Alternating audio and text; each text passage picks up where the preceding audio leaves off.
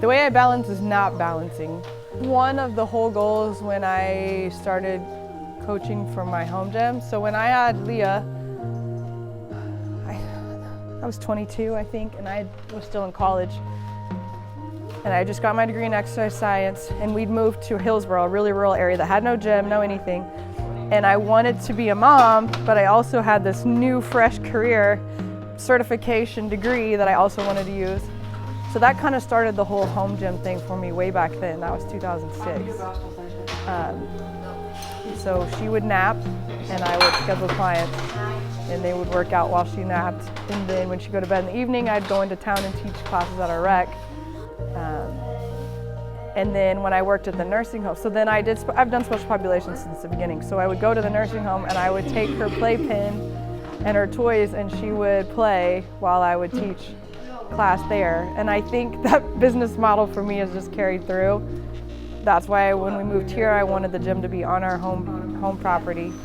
So like when the kids are in school, obviously it's not as big a deal, but in the summer, they're out here all day. Good. Like, Bye, Mom. They become part of my clients' family. So like when they get off the bus, you'll notice later if there's people here, they'll be like, how was your school day? You know, the kids come out here and talk to me, but they talk to everyone that's in here. And the older ladies are always asking like about the kid. Like it literally is like a family thing when they come here. They become a part of my home life.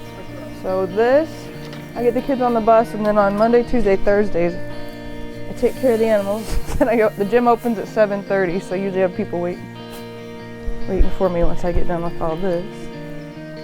And then I train in the gym until 9. That's overflowing.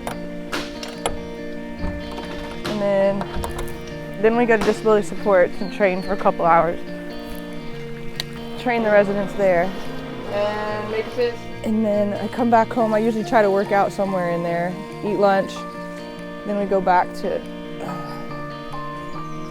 HCC and I coach the softball team for a few hours.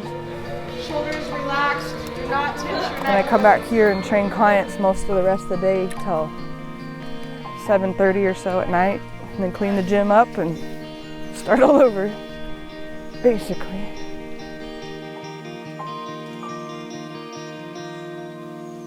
On the weekends, now we like shut down. I'm very much an introvert outside of social media. I always say I'm an extrovert on social media. Hey everyone, this is Anna Woods. I'm coming need, to you like, with the one no trick people, that I do with all no of my noise. clients when they first start to work out Like with me. we don't do a lot of social stuff on the weekends. We just chill. Like the kids and I will watch movies, we'll go do things, but we kind of lay low. I will come out to the gym usually at one time over the weekend and spend like 2 hours out here just with nothing. Like either I'll work out or I'll just be hanging out. Or So this elbow is pressed down into the floor. You lift your rib cage up off. And you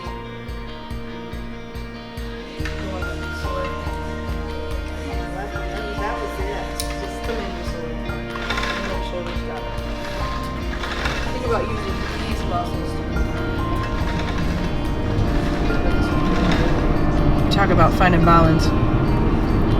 I don't spend a whole lot of time on my own hair getting ready in the morning. Makeup. I haven't eaten yet. I usually fast until noon or so anyway.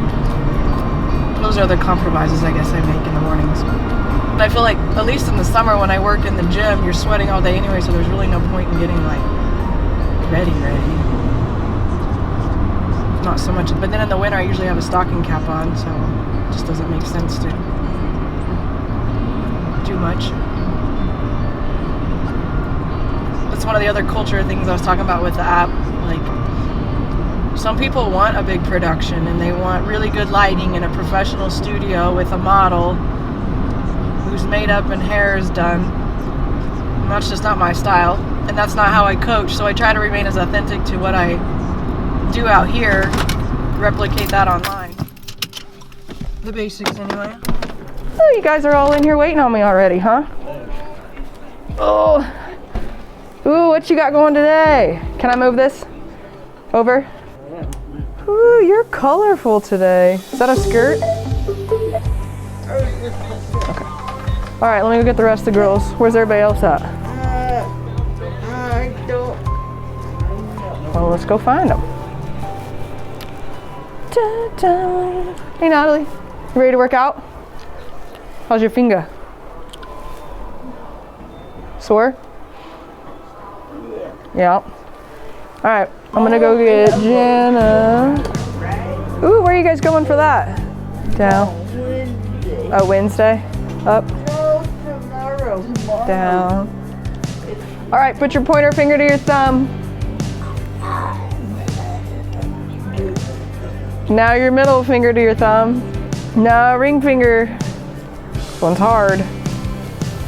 And pinky finger. Not sure.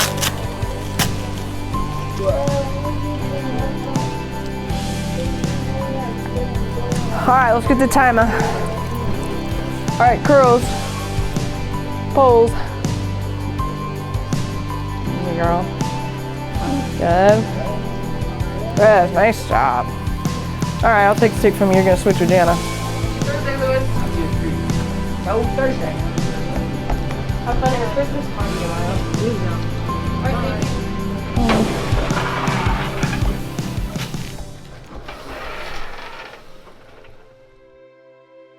People underestimate just because they have a limitation somewhere that what all they can do. I always say that about my son. People are like, you treat him just like your other two. And I'm like, the expectation's the same. If you have the same expectation, he performs to that.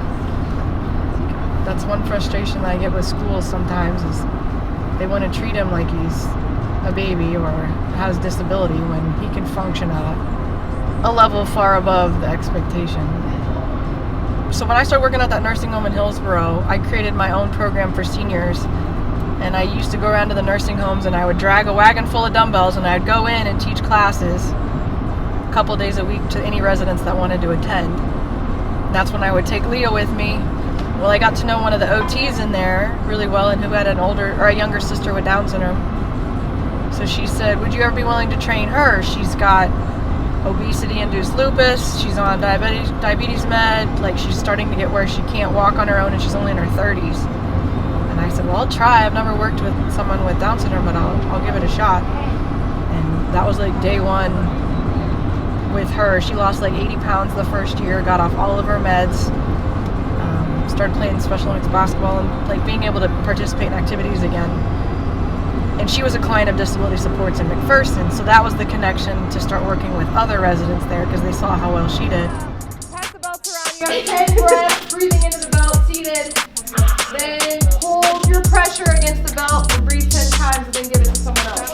All right, we line up, hands and knees.